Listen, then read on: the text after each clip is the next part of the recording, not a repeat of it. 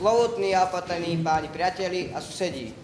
Vstupujeme do príbytku vašieho ako anjeli pastierov betlehemským, čo tú radosnú novinu vtedy zvestovali.